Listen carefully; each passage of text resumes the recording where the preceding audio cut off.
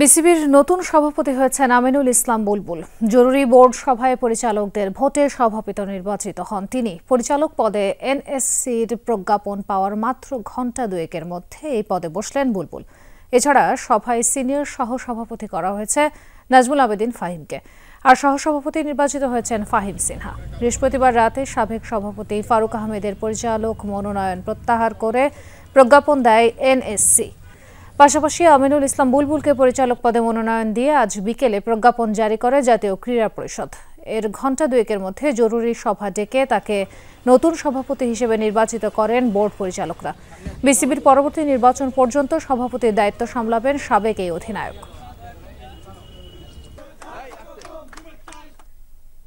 বিসিবিতে আছেন সহকর্মী হাসান আল মারুফ, তার কাছ থেকে জানবো সভার বিস্তারিত।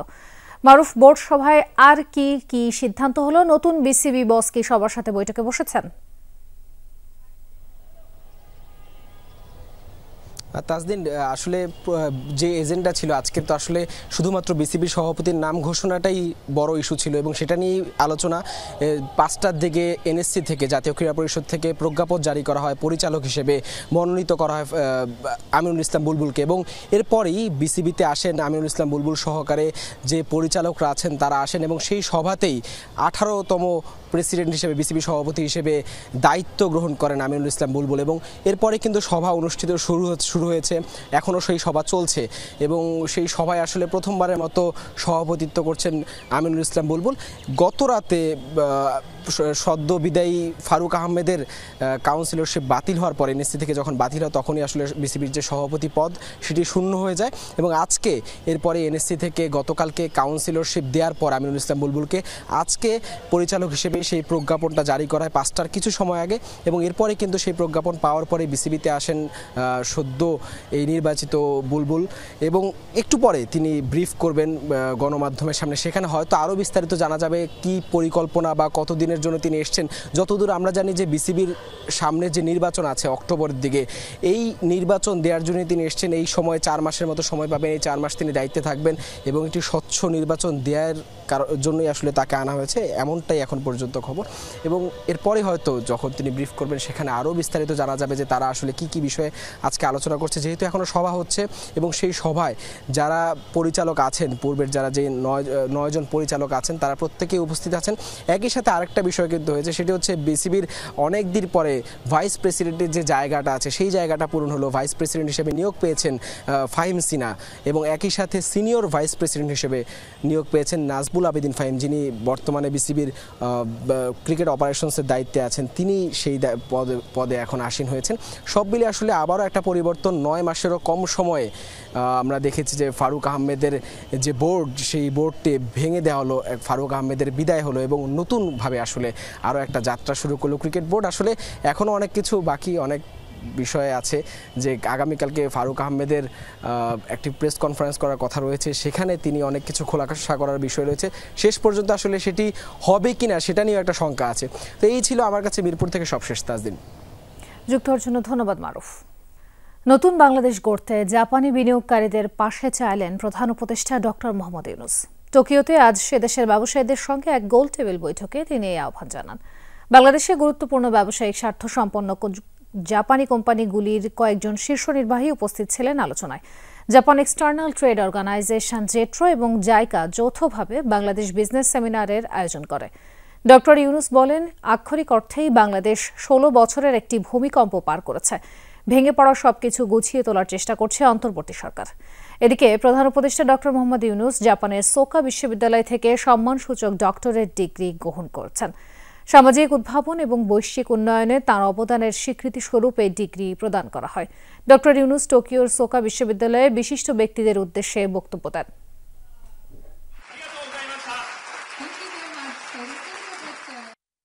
So my orientation is, if I don't get a job, I'm useless. I'm a failure. I said, that's not true. You are born as an entrepreneur, as a creative person. It's the essence of human being is creativity. If you don't have creativity, you are nothing. Every single person is creativity. But we are so focused on pushing it down. No creativity, just follow the orders. জাপানের সাথে 6 সমঝোতা স্মারক সই করল বাংলাদেশ। প্রধান উপদেষ্টা doctor Mohammad ইউনূসের সাথে টোকিওতে জাপানের প্রধানমন্ত্রী শিগেরু ইশিবার কার্যালয়ে দ্বিপক্ষীয় বৈঠকে এসব সমঝোতা স্মারক সই হয়েছে। বাজেট সহায়তা, রেলপথের উন্নয়ন এবং অনুদান হিসেবে বাংলাদেশকে $106 কোটি দেবে টোকিও। প্রধানমন্ত্রী ইশিবাকে বাংলাদেশ সফরের আমন্ত্রণ জানান ডক্টর ইউনূস। এর আগে প্রধানমন্ত্রী দফতরে পৌঁছালে ডক্টর ইউনূসকে গার্ড অফ অনার দেওয়া হয়। দ্বিপাক্ষিক বৈঠকে অংশ নিতে প্রধানমন্ত্রী শিগেরু ইশিবার কার্যালয়ে যান প্রধান উপদেষ্টা ডক্টর মোহাম্মদ ইউনূস। সেখানে তাকে গার্ড অফ অনার প্রদান করা হয়।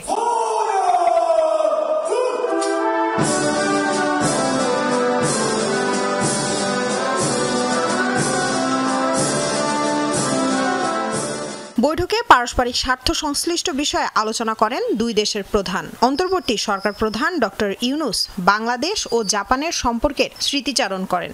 বৈঠকে উভয় পক্ষ একটি মুক্ত ইন্দো প্যাসিফিক গঠনে যৌথ দৃষ্টিভঙ্গি পুনর্ব্যক্ত করেন।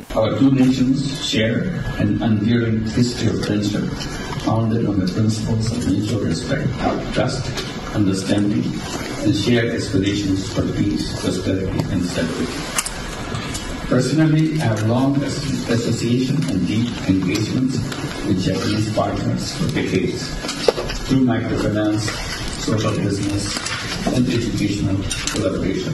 জাপানের প্রধানমন্ত্রী ইশিবা অধ্যাপক ইউনূসের নেতৃত্বে বাংলাদেশের বর্তমান সরকারের রাষ্ট্র গঠনের প্রচেষ্টা সংস্কারমূলক পদক্ষেপে জাপানের সমর্থন জানান। এ সময় অধ্যাপক ইউনূস বাংলাদেশের টেকসই অর্থনৈতিক প্রবৃদ্ধি ও উন্নয়নে জাপান সরকারের অব্যাহত সহায়তার জন্য কৃতজ্ঞতা প্রকাশ করেন। We reiterate our firm commitment to our shared vision of a free, open, peaceful, and inclusive Indo-Pacific for the shared prosperity of all. To realize this vision, Bangladesh is ready to forge partnership and cooperation with Japan to ensure maritime safety and security, freedom of navigation, sustainable use and management of marine resources, promote enhanced connectivity, and combat transnational organized crimes in the Indo-Pacific region. প্রধান উপদেষ্টা doctor Mohammad ইউনূসের সাথে জাপানের প্রধানমন্ত্রী Shigeru ইশিবার দ্বিপাক্ষিক বৈঠকে জাপানের সাথে 6 সমঝোতা স্মারক সই করে বাংলাদেশ। ঢাকাকে বাজেট সহায়তা, রেলপথের উন্নয়ন ও অনুদান হিসেবে $106 কোটি দেবে টোকিও। এছাড়া অর্থনৈতিক সংস্কার ও জলবায়ু উন্নয়ন নীতি ঋণ হিসেবে দেবে প্রায় $42 কোটি। এদিকে জয়দেবপুর থেকে ঈশ্বরদীকে ডুয়েল গেজ ডাবল রেলপথে উন্নীত করতে $64 কোটি এবং বৃত্তির জন্য অনুদান হিসেবে আরো $42 লাখ দেবে জাপান। বাংলাদেশ ও জাপানের এই বৈঠকে দক্ষ মানব সম্পদ সহ জনগণের মধ্যে পারস্পরিক বিনিময় বৃদ্ধি ও সাংস্কৃতিক সম্পর্কে জোরদারে সম্মত হয়েছেন দুই নেতা। প্রধানমন্ত্রী ইশিবাকে সুবিধাজনক সময়ে বাংলাদেশ সফরের আমন্ত্রণ জানান ডক্টর মোহাম্মদ ইউনূস। লামিয়া তিথি, যমুনা নিউজ। বাংলাদেশের নির্বাচনে সহায়তা করবে জাপান। নির্বাচনে ভোটার রেজিস্ট্রেশন সহ আরও অন্যান্য ইস্যুতে জাপানের কাছে সহায়তা চেয়েছে বাংলাদেশ, এমনটা জানিয়েছেন প্রধান উপদেষ্টার প্রেস সচিব শফিকুল আলম। বাংলাদেশের সমস্ত কিছুতে ওরা হেল্প করবে এবং এই বাংলাদেশের যে ইলেকশনের ক্ষেত্রেও তারা হেল্প করবে। ইলেকশনে আমাদের ভোটার রেজিস্ট্রেশন এগুলো অনেক কিছু আছে, তো এটার জন্য আমরা তাদের কাছে কিছু কিছু ইস্যুতে আমরা সাহায্য চেয়েছি। তারা জানিয়েছে যে তারা আমাদের পাশে থাকবে। প্রধান উপদেষ্টায় চান না নির্বাচন হোক, এই মন্তব্য করে বিএনপির স্থায়ী কমিটির সদস্য মির্জা আব্বাস বলেছেন, নির্বাচন নিয়ে বিএনপিকে দোষারোপ করা হচ্ছে। জিয়াউর রহমানের শাহাদাত বার্ষিকীতে শ্রদ্ধা জানানোর শেষে একথা বলেন তিনি। পৃথক কর্মসূচিতে স্থায়ী কমিটির সদস্য সালাহউদ্দিন আহমদ বলেছেন, কেবল বিএনপি নয়, যুগপৎ আন্দোলনে থাকা সব রাজনৈতিক দলই ডিসেম্বরে নির্বাচন চায়। বিএনপির প্রতিষ্ঠাতা সাবেক রাষ্ট্রপতি জিয়াউর রহমানের ৪৪তম শাহাদাত বার্ষিকীতে নেতাকর্মীদের বিপুল উপস্থিতি। শেরেবাংলা নগরে জিয়াউর রহমানের সমাধিতে শ্রদ্ধা জানাতে দুর্যোগপূর্ণ আবহাওয়ার মধ্যেই হাজির হন ঢাকা মহানগর ও দলের অঙ্গ সহযোগী সংগঠনের নেতাকর্মীরা। স্থায়ী কমিটির সদস্যদের পুষ্পস্তবক অর্পণের পর দোয়া ও মোনাজাতে অংশ নেন তারা। পরে স্থায়ী কমিটির সদস্য মির্জা আব্বাস অভিযোগ করেন, সংস্কারের নামে নির্বাচন চায় না অন্তর্বর্তী সরকার। একটু লজ্জাও লাগলো না দেশের সম্পর্কে বিদেশে বসে বদনাম করতে? তিনি বললেন একটি দল নির্বাচন চায়, আর আমরা বলতে চাই একটি লোক নির্বাচন চায় না, সে হলো ইউনূস, ডক্টর ইউনূস। উনি নির্বাচন চায় না। বিএনপি বরাবর নির্বাচন চেয়েছে ডিসেম্বরের মধ্যে, এবং এই ডিসেম্বরের কথা কিন্তু ইউনূস সাহেব স্বয়ং বলেছেন, আমরা বলি নাই। নেতারা বলেন, দেশের উন্নয়ন, গণতন্ত্র আর অগ্রগতি রুখে দিতেই হত্যা করা হয়েছিল বিএনপির প্রতিষ্ঠাতাকে। বিএনপির প্রতিষ্ঠাতা জিয়াউর রহমানের সমাধিতে শ্রদ্ধা জানাতে আসা নেতা কর্মীরা বলছেন, তিনি যে 19 দফা কর্মসূচি ঘোষণা করেছিলেন স্বাধীন বাংলাদেশে, সেটিই ছিল প্রথম সংস্কার ভাবনা। তার আলোকেই বিএনপি চেয়ারপারসন খালেদা জিয়া ঘোষিত ভিশন 2030 এবং পরবর্তীতে বিএনপির ভারপ্রাপ্ত চেয়ারম্যান তারেক রহমান ঘোষিত 31 দফা রাষ্ট্র মেরামতের রূপরেখা বাংলাদেশকে সামনের দিকে এগিয়ে নিয়ে যাবে বলে মনে করেন বিএনপির কেন্দ্র থেকে তৃণমূলের নেতাকর্মীরা। জিয়াউর রহমানের মৃত্যুবার্ষিকীতে ঢাকা মহানগর উত্তর ও দক্ষিণ বিএনপির উদ্যোগে রাজধানীর বিভিন্ন স্থানে খাদ্য ও বস্ত্র বিতরণ করা হয়। মানিক মিয়া অ্যাভিনিউ ও হাইকোর্ট মাজারে এসব কার্যক্রমে অংশ নিয়ে সালাউদ্দিন আহমদ বলেন, প্রধান উপদেষ্টার কাছে সঠিক তথ্য নেই বলেই নির্বাচন নিয়ে বিএনপিকে দোষারোপ করেছেন। সবাই ডিসেম্বরের মধ্যে নির্বাচন অনুষ্ঠানের জন্য দাবি জানিয়েছিলেন, সেটা আমরা জানি। সমগ্র জাতি একটি সুষ্ঠু, সুন্দর, নিরপেক্ষ নির্বাচনের জন্য অপেক্ষমান। এটা ওনার বোঝা উচিত। যে সমস্ত সংস্কার এবং বিচারের কথা বলা হচ্ছে, এগুলো চলমান প্রক্রিয়া। বিচার কার্যক্রমে এগিয়ে নেওয়া হচ্ছে, সেই বিচার কার্যক্রমে এগিয়ে নেওয়া হবে, এটা আমাদের প্রতিশ্রুতি। খাবার ও বস্ত্র বিতরণে অংশ নিয়ে বিএনপি স্থায়ী কমিটির সদস্যরা নির্বাচন ও সংস্কারকে মুখোমুখি দাঁড় না করাতে সরকারের প্রতি আহ্বান জানান। আজকে গণতন্ত্র হুমকির সামনে। আজকে বাংলাদেশের মানুষ স্বৈরাচারকে পতন ঘটিয়েছে, কিন্তু এখনো গণতন্ত্র পূর্ণ প্রতিষ্ঠা করতে পারে নাই। এই সরকার বলেছে যে জনগণের অধিকার ফিরিয়ে দেবে, তাদের প্রধান দায়িত্ব জনগণের অধিকারের মধ্যে ভোটের অধিকার প্রদান। এই দেশটি যাতে কর্তৃত্ববাদী শাসনে আর ফিরে না যায়, দেশের মানুষ যাতে সুশাসন পায়, সেজন্য সকলকে নিয়ে 31 দফা কর্মসূচি প্রণয়ন করা হয়েছে। দেশের মানুষ গ্রহণ করেছে, সকল গণতন্ত্রকামী রাজনৈতিক দল গ্রহণ করেছে। আবারও জাতীয় নির্বাচনের রোডম্যাপ ঘোষণার দাবি জানান বিএনপি নেতারা। সাইফুদ্দিন রবিন, যমুনা নিউজ, ঢাকা। রাজনৈতিক দল, নেতা বা কিছু প্রশাসনিক কর্মকর্তার পক্ষে দেশের পরিবর্তন করা সম্ভব নয়। এজন্য জনগণেরও স্বতঃস্ফূর্ত অংশগ্রহণ প্রয়োজন, এমন মন্তব্য করেছেন জাতীয় নাগরিক পার্টির উত্তরাঞ্চলের মুখ্য সংগঠক সার্জিস আলম। সকাল থেকে গাইবান্ধার 7 উপজেলার পথসভায় অংশ নেন সার্জিস। গোবিন্দগঞ্জের চারমাথায় আয়োজিত পথসভায় তিনি বলেন, অভ্যুত্থান পরবর্তী বাংলাদেশে দালালি ও তোষামোদির কোনো স্থান হবে না। সেই সাথে চাঁদাবাজ, ঘুষখোর এবং দুর্নীতিবাজদেরও সমূলে উৎখাত করা হবে। এজন্য দলের নেতাকর্মীদের ঐক্যবদ্ধ থাকার আহ্বান জানান তিনি। পরে সাঘাটা ও ফুলছড়িতে লিফলেট বিতরণ সহ পথসভায় অংশ নেন এনসিপির এই নেতা।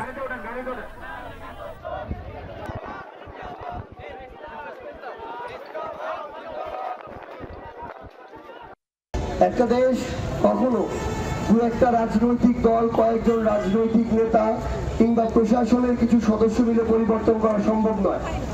এই অভ্যুত্থানেও যদি শুধুমাত্র রাজনৈতিক দলের নেতাকর্মীরা রাজপথে নামতো, এই অভ্যুত্থান সফল হতো না। সাধারণ মানুষ যখন যে কোনো অন্যায় অপকর্মের বিরুদ্ধে দাঁড়িয়ে যায়, তখন সেটাকে প্রতিরোধ করার সামর্থ্য কারণে থাকে না। টানা বৃষ্টিতে বিপর্যস্ত দেশ। রাজধানীতে দেখা দিয়েছে জলাবদ্ধতা। বিশেষ করে নিউ মার্কেট, মিরপুরের বাসিন্দারা বেশি দুর্ভোগে পড়েছেন। বৃষ্টি কমলেও পানি না নামায় তারা আছেন বিপাকে। আবহাওয়া অফিস জানিয়েছে, ঢাকা সহ দেশের বিভিন্ন জেলায় আরও 2 থেকে 3 দিন অব্যাহত থাকবে মাঝারি থেকে ভারী বৃষ্টি।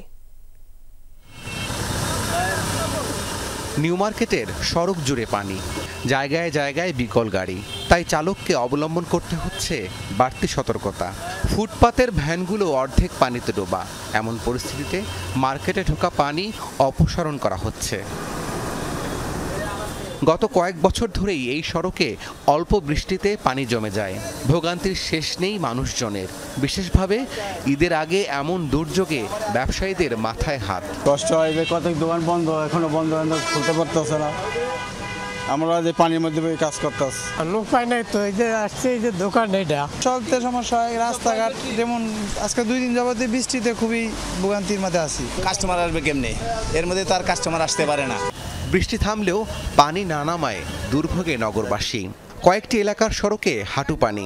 তবে সংকট নিরসনে করিতকর্মা দক্ষিণ সিটি কর্পোরেশন। টানা বৃষ্টিতেও রুটি রুজির তাগিদে রাস্তায় বের হওয়া মানুষের দুর্ভোগের শেষ নেই। সড়কে নেমে অনেকের গাড়ি আবার পড়েছে দুর্ঘটনায়। অভাবে সংসার বোঝেন না, আমাকে তো মনে করেন দিন মজুরি দিন খাটতে হয়, তাই বেরোতে হয়েছে। পেটের দুঃখে ছাড়া কোনো বুদ্ধি না হবে, গরিব দুঃখের কি করে খাবো আমরা? কিছু করার নাই বাবা, খাবো কি আমরা? একটা বলা বিয়ে পরে মগল তিতুমিতে, আটা বলা সামনে মেট্রিক দিব, এগুলি তো টাকা পয়সা লাগে।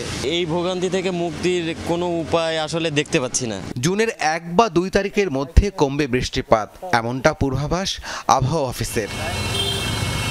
রাব্বি সিদ্দিকী, যমুনা নিউজ, ঢাকা। বাংলাদেশ উপকূল অতিক্রম করল বঙ্গোপসাগরের সৃষ্ট গভীর নিম্নচাপটি। এর প্রভাবে আজও দেশের বিভিন্ন স্থানে বৃষ্টি ও ঝোড়ো হাওয়া বয়ে গেছে। জলোচ্ছ্বাসে ভোলা, বরগুনা, পটুয়াখালী সহ তলিয়ে গেছে উপকূলের নিম্নাঞ্চল। পানিবন্দী মানুষ, বিদ্যুৎ বিচ্ছিন্ন অনেক এলাকা, ব্যাহত নৌযান চলাচল। পাহাড় ধসের শঙ্কায় পার্বত্যাঞ্চলে ঝুঁকিপূর্ণ বসবাসকারীদের নিরাপদে সরে যেতে বলেছে প্রশাসন। দুদিন ধরে আকাশের মন ভালো নেই। অঝোর ধারায় ঝরছে বৃষ্টি। স্বাভাবিকের চেয়ে উঁচু জলোচ্ছ্বাসে প্লাবিত নিম্নাঞ্চল, দমকা হাওয়ায় বিপর্যস্ত উপকূলীয় জনপদ। ঝড়ো হাওয়ায় গাছপালা উপড়ে যাওয়ার জোগাড়।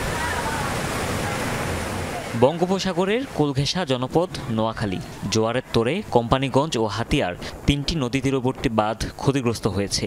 ঘরবাড়ি, সড়ক সবই হাঁটু পানির নিচে। চলতি মৌসুমে সর্বোচ্চ 285 মিলিমিটার বৃষ্টিপাত রেকর্ড হয়েছে এ অঞ্চলে। বিদ্যুৎ বিচ্ছিন্ন অনেক এলাকা। বৈরী আবহাওয়ার কারণে হাতিয়া ও চট্টগ্রামের সন্দ্বীপের সাথে বন্ধ রয়েছে সারা দেশের নৌ যোগাযোগ। বৈরী আবহাওয়া রয়েছে, বৈরী আবহাওয়ার কারণে এখানে যে ফেরি কপোতাক্ষ রয়েছে, ফেরি কপোতাক্ষ আসলে এখানে বুঝতে পারে না। আবহাওয়ার কারণে ফেরি আটকে হয়েছে, চলাচল বন্ধ। এখানের মধ্যে বরাদ্দ হওয়ার পরে যারা আসে ওদের কিন্তু অনেকটা কষ্ট হয়। দুদিনের ঝড়ে বিপর্যস্ত দক্ষিণাঞ্চলের জনপদও। কয়েক ফুট উচ্চতার জলোচ্ছ্বাসে তলিয়েছে উপকূলীয় জেলা বরগুনা। পানির তোড়ে ভেঙেছে মানিকখালী ও উত্তর ডালভাঙ্গা এলাকার বেড়িবাঁধ, প্লাবিত কয়েকশো পরিবার। বৈরী আবহাওয়ায় নাকাল দ্বীপ জেলা ভোলার নদী তীরবর্তী মানুষ। বিধ্বস্ত ঘরবাড়ি, মাথা গোজার ঠাঁই হারিয়ে বিপাকে উপকূলবাসী। ঝালকাঠিতেও প্লাবিত নিম্নাঞ্চল, ভেসে গেছে পুকুরের মাছ। ক্ষতিগ্রস্ত পটুয়াখালী বাউফলের তেঁতুলিয়া নদী পারের সড়কও। সবকিছু কষ্ট দুঃখ করতে আসি, আমাকে থাকারও জায়গা নেই, খাওয়ারও কোনো ব্যবস্থা নেই। কালকে আমাদের 200-250 মহিষ চলে গেছে, আমরা নদীতে চলে গেছে। কিছু কিছু মহিষ গরু মানুষে উদ্ধার করছে। ঝড়ো হাওয়ায় উত্তাল সমুদ্র, ঢেউয়ের তোড়ে পতেঙ্গায় আছড়ে পড়েছে 2টি জাহাজ। এদিকে বেড়িবাঁধের ভাঙা অংশ দিয়ে জোয়ারের পানি ঢুকে তলিয়েছে কক্সবাজারের কুতুবদিয়া, মহেশখালী, পেকুয়া সহ বিভিন্ন এলাকার নিম্নাঞ্চল। সাগরের করা ছিল এবং ইঞ্জিন সহ সব স্টেপে কিন্তু জাহাজে ছিল।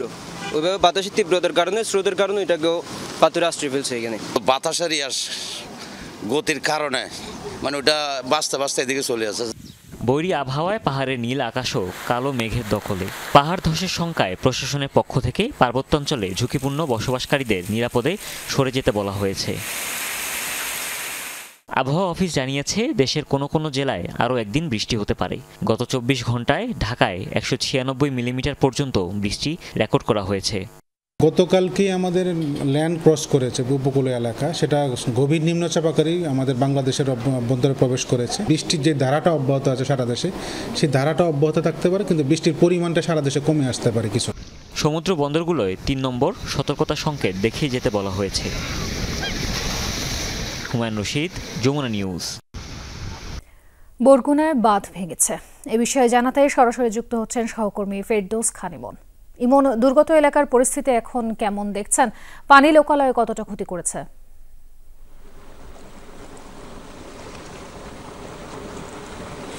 তাজনীন, আসলে বরগুনার এই উপকূলীয় এলাকায় যে পরিমাণ পানি গত দুদিনে বৃদ্ধি পেয়েছিল, বেড়িবাঁধের বাহির পাশে যে সকল মানুষ বসবাস করে প্রত্যেকের বাড়িতেই কিন্তু আপনার পানি ঢুকেছে এবং তাদের রান্নাবান্না বন্ধ ছিল। এখনকার যে পরিবেশ পরিস্থিতি, যে দুপুরের পর থেকে কিন্তু স্বাভাবিক হতে শুরু করেছে। আমরা দুপুরের দিকে রোদ উঠছে এমন একটাই অবস্থাও কিন্তু দেখেছি। মূলত এই উপকূলে তো জোয়ার ভাটার সাথে সবকিছু চলে, যে কারণে এখন ভাটা চলছে। উপকূলে জলাবদ্ধতা যেটুক ছিল সেই পানি কিন্তু নেমে যাচ্ছে।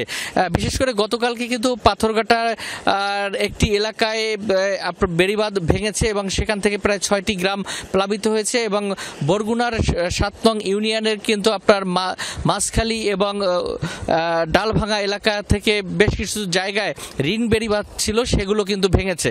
মূলত এখানকার যারা রয়েছেন তারা বলছেন যে তারা ত্রাণ চায় না, তারা চাচ্ছেন টেকসই মজবুত বেড়িবাঁধ। এবং এখান কিছুক্ষণ আগে আমরা জেলা প্রশাসকের কার্যালয় থেকে কিন্তু একটি তথ্য পেয়েছি, বরগুনা জেলায় মোট 42টি ইউনিয়ন, এর মধ্যে সবচেয়ে ক্ষতিগ্রস্ত হয়েছে 8টি ইউনিয়ন এবং একটি পৌরসভা। এছাড়া এখানকার যে বাড়িঘর আংশিক ক্ষতিগ্রস্ত হয়েছে কিছু, তার পরিমাণ প্রায় 200। এই ছিল বরগুনা থেকে তাজিন। যুক্ত অর্জুন, ধন্যবাদ। এবং চট্টগ্রাম জিয়া স্মৃতি জাদুঘর পরিদর্শন করেছেন সংস্কৃতি বিষয়ক উপদেষ্টা মোস্তফা সরোয়ার ফারুকী। বিকেলে নগরীর কাজীর দেউরি এলাকায় জাদুঘরটি পরিদর্শন করেন তিনি। এ সময় উপদেষ্টা বলেন, গত 15-16 বছর ধরে অযত্নে পড়ে থাকা স্থাপনাটি সংস্কারের উদ্যোগ নেওয়া হয়েছে। গত বছরের চেয়ে দ্বিগুণ পরিমাণ বাজেট বরাদ্দ রাখা হয়েছে। আগামী 5 থেকে 6 মাসের মধ্যে সংস্কারের ফলাফল দৃশ্যমান হবে বলে জানান তিনি। এ সময় সেখানে উপস্থিত ছিলেন এবি পার্টির সাধারণ সম্পাদক ব্যারিস্টার আসাদুজ্জামান ফুয়াদ। আজকে কিছুক্ষণ পরে আপনাদেরকে যে ডকুমেন্টারিটা দেখানো হবে, 10 মাসের মধ্যে আমরা যদি এই মিউজিয়াম পার্টিকুলারলি বলেন, আমরা একটা উদ্যোগ নিয়েছি, সেটা হচ্ছে এই যে এটাতে যে বরাদ্দ ছিল সেটা আমরা ডাবল করেছি। হয়তো আপনারা আগামী 6-7 মাসে এটার একটা ফলাফল দেখবেন। সকল রাজনৈতিক দলের অংশগ্রহণে একজন জাতীয় স্বীকৃতি দেওয়া, একজন জাতীয় নেতাকে স্মরণ করা, সেই জন্য অন্তর্বর্তীকালীন সরকারকে ধন্যবাদ জানাচ্ছি। চাকরি রাজস্বকরণ সহ 4 দফা দাবিতে জাতীয় প্রেস ক্লাবের সামনে আমরণ অনশন করছেন তথ্য আপা প্রকল্পের শতাধিক কর্মচারী। তারা জানান, তথ্য যোগাযোগ প্রযুক্তির মাধ্যমে প্রান্তিক পর্যায়ে নারীদের ক্ষমতায়ন ও নানা ধরনের সুবিধা প্রদান করে আসছেন তারাই এখন চাকরির অনিশ্চয়তায় পড়েছেন। জানানো হয়, প্রকল্পের 2য় পর্যায় থেকে 3য় পর্যায়ের প্রক্রিয়া শুরু করেছে সরকার। এর ফলে 2য় পর্যায়ের জনবলের ভাগ্য কি ঘটবে তা স্পষ্ট নয়। এজন্য এই প্রকল্পের জনবলের চাকরি রাজস্ব খাতে স্থানান্তর করার দাবি জানান তারা।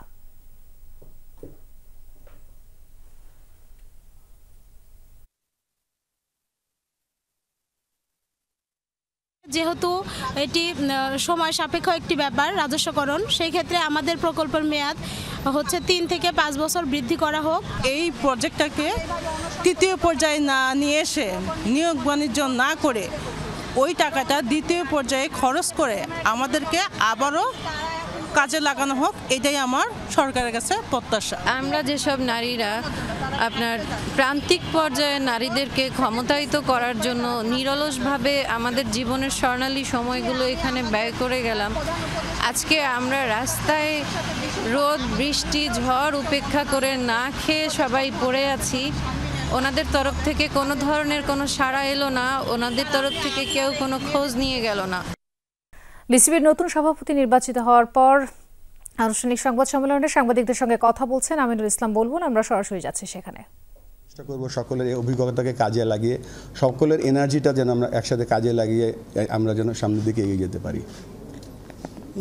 ইসলাম ভাই, হ্যাঁ, দুটো কথা একসাথে করি। প্রথমত আপনার যে এক্সপিরিয়েন্স আফগানিস্তান ক্রিকেটের, আপনার যে ভূমিকা ওরাই বলে যে আপনি শুরুর দিকে না থাকলে হয়তো আজকে এত পৌঁছাতে পারতেন না। বিভিন্ন রিজনের কথা আমরা শুনি, নেপালের কথা, ওমানের কথা শুনি। তা আপনার আইসিসিতে থাকা বা আইসিসিতে থাকার যে এক্সপিরিয়েন্স, এটা আপনি কতটা এই রোলে কাজে লাগাতে চাচ্ছেন? আর দ্বিতীয় প্রশ্ন হচ্ছে যে আপনি আমি বলবো গত 19 বছর ধরে হয়তো দেশে নেই, আপনি বিভিন্ন সময় আমাদেরকে মিডিয়াতে বা যখনই ক্রিকেটে কোনো ঘটনা ঘটেছে আপনি you are one of the leading voices, যে ক্রিকেট বোর্ডের বাইরে very trusted voice of the media, যে আমরা আপনাকে রিচ করলে we know that we can do, আমরা একটা মানে প্রপার একটা জিনিস জানতে পারবো যেটা আমরা ক্রিকেট বোর্ডে কখনো জানতে পারিনি। তো at the same time cricket বোর্ডেও আপনাকে ওইভাবে করে হেও করা হতো যে বুলবুল কিছু জানে না, বিদেশে থাকে। Now you are surrounded by your critics also, so how do you feel? Number 1 যেটা হচ্ছে যে এক্সপিরিয়েন্স এমন একটা জিনিস, এন্ড অফ দ্য ডে কিন্তু কেউ বল করে কেউ ব্যাট করে, তারপরে সেটার স্ট্যান্ডার্ড যত উপরে যায় তত কম্পিটিশনটা বাড়ে। সো আমার কাছে আমাদের যে প্ল্যান করছি সেটা 1 নম্বর প্ল্যান, যেটা হচ্ছে যে আমাদের যে অ্যাসোসিয়েট ওয়ার্ল্ডের ক্রিকেটগুলো ছিল যেখানে শিখেছি, সেই অঙ্গেকে আমি চেষ্টা করব বাংলাদেশের যে ডিসেন্ট্রালাইজেশন করা বা একটা উপজেলা ছেলে কীভাবে ক্রিকেট খেলে একটা মেন স্ট্রিমে আসতে পারবে উইথ তার কনফিডেন্স বা বিশ্বাস, সেই চেষ্টাটা করব। আরেকটা যে হচ্ছে যে আমি সবসময় বিশ্বাসী ছিলাম যে আমাকে কে ক্রিটিসাইজ করছে বা যাই করছে, because I am from a very middle class family. What ever I have achieved all from cricket. এই ক্রিকেটের সাথে আমি কখনো কোনো নেগোসিয়েশন বা করিনি, করবও না। তো এটা একটা ব্যাপার, এই জন্য আমি সবসময় সত্য কথা বলার চেষ্টা করি, because this is my not only bread and butter, this has given everything to me. So আমি চেষ্টা করব যে এক্সপিরিয়েন্সটা আমার কাছে আছে বা আমি প্রমাণ করার চেষ্টা করব সকলকে নিয়ে। আমি শব্দটা উচ্চারণ করতে চাই না, আমরা চেষ্টা করব যে বেস্টটা দিতে, বা আপনার যে সেকেন্ড কোশ্চেনটা ছিল সেই অনুযায়ী আমি প্রমাণ করতে চেষ্টা করব। Thank you. যে কথাটা বারবার আসছে যে আপনি যখন বলেছিলেন না তখন আপনি সোচ্চার কণ্ঠ দূরের মধ্যে একজন ছিলেন, আমরা বিভিন্ন সময় আপনার কাছে প্রতিক্রিয়া দিতাম। ওই লোকগুলোকে নিয়ে যাদের এগেস্ট আপনি সোচ্চার ছিলেন বা যাদের বিপক্ষে অনেকেই আছে 12 বছর 15 বছর, মাহবুব ভাই 20 বছর 25 বছর ধরে বোর্ডে আছেন, তাদের বিপক্ষেও বিস্তর অভিযোগ আছে। তাদেরকে নিয়ে আসলে আপনি কতটা কাজ করতে পারবেন বলে আপনি মনে হয়? ফারুকভাবে একই স্বপ্ন দিয়ে এসেছিলেন, আলটিমেটলি তাকে চলে যেতে হয়েছে। আপনি যাওয়ার সময় সেই সম্মানটা আপনার থাকবে কিনা? সেটা তো আজকে আমি শুরু করলাম এগান, আবার বলছি বারবার করে, এটা তো সামনেই বলে দেবে সব কিছু। তবে আমি এটা বিশ্বাস করি যে একটা ক্রিকেট দল বা একটা দেশ তখনই এগিয়ে যায় যখন দল হিসেবে কাজ করে। একটা বোলার কিন্তু কখনো একলা বল করতে পারে না, তার ফিল্ডার দরকার হয়, উইকেট কিপার দরকার হয়। আমরা এক এক সময় এক একটা রোল প্লে করব, চেষ্টা করব সেই জিনিসটা এস্টাবলিশ করার জন্য। সরাসরি যুক্ত হয়েছিলাম বিসিবিতে। বাংলাদেশ পাকিস্তান টি-20 সিরিজের খবর। সমতায় ফেরার লক্ষ্যে দ্বিতীয় ম্যাচে আজ পাকিস্তানের বিপক্ষে মাঠে নামবে বাংলাদেশ। লাহোরে ম্যাচ শুরু হবে রাত 9টায়। প্রথম ম্যাচে 37 রানের জয়ে সিরিজে 1-0 এগিয়ে স্বাগতিক পাকিস্তান। 202 রানের টার্গেটে ব্যাট করতে নেমে মিডল অর্ডারের ব্যর্থতায় 167 রানে অল আউট হয় বাংলাদেশ। বল হাতে স্পিনার রিশাদ, শেখ মেহেদিরাও ছিলেন ব্যর্থ। নামের প্রতি সুবিচার করতে পারেননি পেসার শরীফুল ও তানজিম সাকিব। তাই এই ম্যাচে 3 পেসারের পরিবর্তে 2 পেসার নিয়ে মাঠে নামতে পারে টাইগাররা। ব্যাটিংয়ে ইমন হৃদয় ও শামীম পাটোয়ারিকে নিতে হবে বাড়তি দায়িত্ব। বিপরীতে অপরিবর্তিত একাদশ নিয়ে মাঠে নামতে পারে পাকিস্তান। ছুটির দিনে জমজমাট নওগাঁর মান্দা উপজেলার চৌবাড়িয়া পশুর হাট। সেখানে আছেন সহকর্মী শফিক ছোটন, সরাসরি যাচ্ছি তার কাছে। ছোটন, হাটে কোন ধরনের পশু চাহিদা বেশি? দাম নিয়ে ক্রেতা বিক্রেতারা কি বলছেন?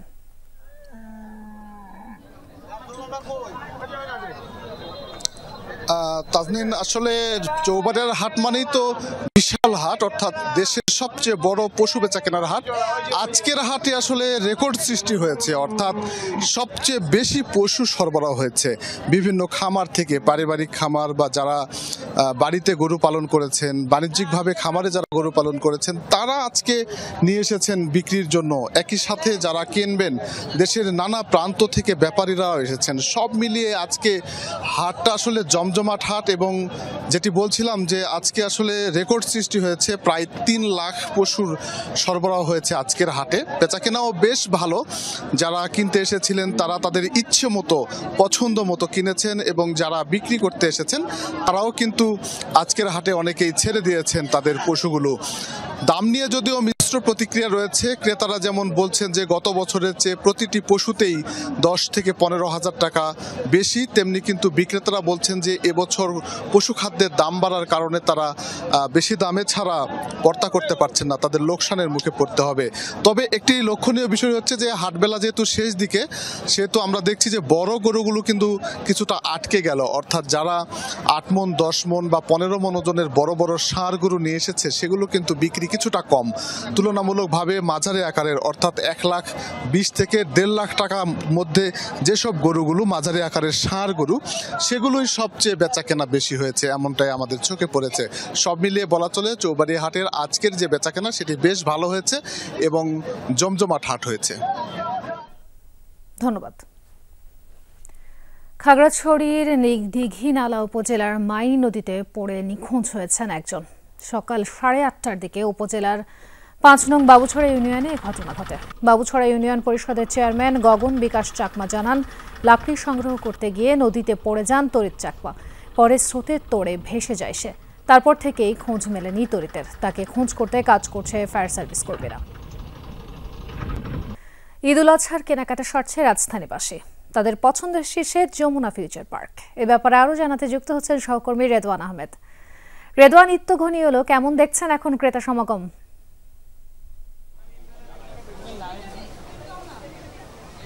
তাজরিন, যেহেতু শুক্রবার সাপ্তাহিক ছুটির দিনকে কেন্দ্র করে কিন্তু অন্যান্য দিনের তুলনায় কিন্তু আজকের এই যমুনা ফিউচার পার্কে ভিড় কিন্তু তুলনামূলক বেশি। সেই সাথে ক্রেতারা বলছিলেন যে যেহেতু একই ছাদের নিচে সব কিছুই যমুনা ফিউচার পার্কে অ্যাভেলেবেল, যার জন্যই কিন্তু তাদের প্রথম পছন্দই যমুনা ফিউচার পার্ক। আজকের এই ঈদ শপিংয়ে কিন্তু যে বলছিলাম যে অন্যান্য দিনের তুলনায় যেহেতু বেশি ভিড়, প্রত্যেকটি আউটলেটেই কিন্তু ভিড় দেখা যাচ্ছে। সেই সাথে ক্রেতারা যেটি বলছেন যে স্বাচ্ছন্দ্যে কেনাকাটার জন্যই তারা যমুনা ফিউচার পার্কে আসেন। সেই সাথে প্রতিটি আউটলেটে কিন্তু ঈদ উল আজহা উপলক্ষে কিন্তু বিশেষ ছাড়ের ব্যবস্থাও রয়েছে। সেই সাথে যমুনা ফিউচার পার্ক কর্তৃপক্ষের বিশেষ অফারও রয়েছে, যেগুলো আসলে ঈদকে কেন্দ্র করে বিভিন্ন ফ্রিজ, ইলেকট্রনিক্স আইটেমের উপরও যেমন বিশেষ ছাড় ছিল, সেই সাথে প্রতিটি জামা কাপড়ের দোকান থেকে শুরু করে জুতোর দোকানগুলোতেও কিন্তু বেশ ছাড়ের বিষয়গুলো আমরা দেখছি। এবং বিক্রেতারা বলছেন যে গতবারের তুলনায় কিন্তু এবারের বেচাকেনা বেশ ভালোই চলছে। সেই সাথে বিশেষ কিছু অফার নিয়ে যেই দোকানগুলোতে হাজির হয়েছে, কিছু কিছু দোকানে 70% থেকে শুরু করে কিন্তু 50% আপ টু 50% পর্যন্ত আমরা ছাড় পেয়েছি।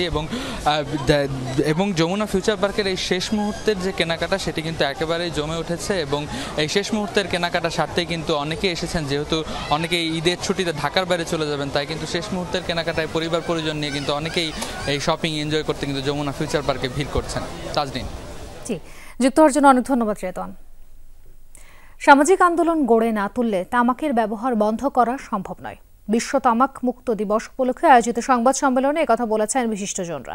মাদকদ্রব্য ও নেশা নিরোধ সংস্থা মানুষ আয়োজিত সংবাদ সম্মেলনে বক্তারা বলেন, দেশে প্রতি বছর 1.5 লাখের বেশি মানুষ মারা যায় তামাক সেবনজনিত রোগে আক্রান্ত হয়ে। প্রতি বছর আবাদযোগ্য জমি কমছে বলেও জানানো হয় ব্রিফিংয়ে। দেশের নাটক সিনেমায় আইন অমান্য করে ধূমপানের দৃশ্য ব্যবহার করা হয়। এর বিরুদ্ধে ব্যবস্থা নেওয়ার দাবি জানান বক্তারা।